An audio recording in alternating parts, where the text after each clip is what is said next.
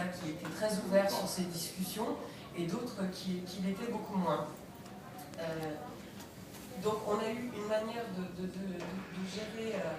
gérer cette approche qui a été progressive sur deux aspects. La revendication des diasporas, elle portait sur deux aspects. Aidez-nous à être plus efficaces dans l'action, aidez-nous à nous former, notamment sur le montage de projets, aidez-nous à accéder au financement qui existe et à nous regrouper, à être plus forts, à être mieux entendus. Donc il y a eu d'abord dans un premier temps un appui à la structuration. La création du forum en mars 2002, elle résulte d'un an et demi de consultations hebdomadaires.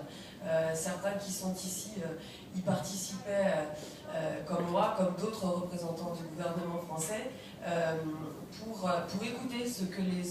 les demandes de ces associations de ressortissants et puis leur demande sur ce dont elles avaient besoin, mais également ce qu'elles se sentaient capables de faire en étant appuyées correctement. Pendant un an et demi, tous les mercredis, me semble-t-il, il y avait des auditions qui nous ont permis d'entendre beaucoup d'associations sur leurs attentes par rapport à l'appui de l'État.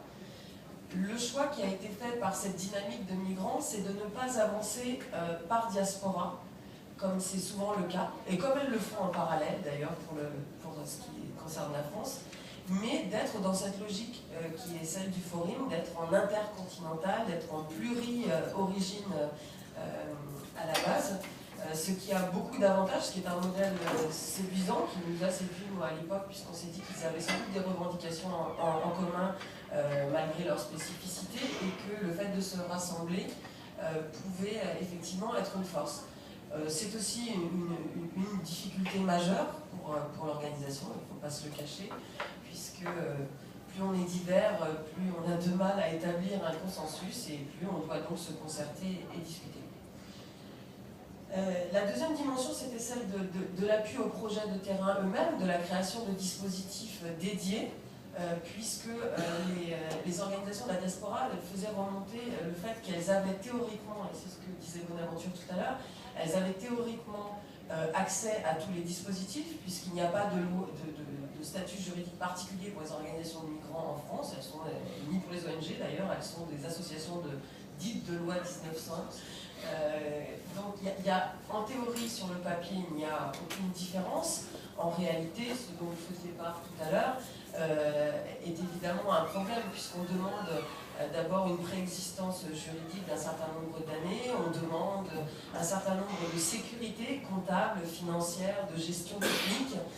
qui écartent bien souvent les organisations de ressortissants qui n'ont pas de permanent de l'accès à ces dispositifs. Y compris sur des dispositifs d'accès aux micro-projets, encore que l'intérêt porté par les autorités locales, les collectivités locales en France depuis, on va dire, une dizaine d'années sur le dialogue avec les diasporas qui sont présentes sur leur territoire, les a amenés à profiler sans doute des dispositifs d'appui technique et financier plus adaptés à ces organisations de la base, qui ont également permis aux organisations de la diaspora de trouver un écho localement, de faire connaître leur travail, mais également d'être soutenus. Donc ces appuis étaient avec différents objectifs.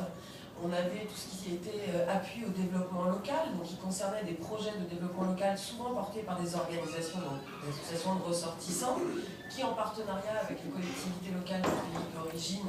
et des associations d'éducation, de santé localement, montaient ces projets d'intérêt local et les cofinançaient en fait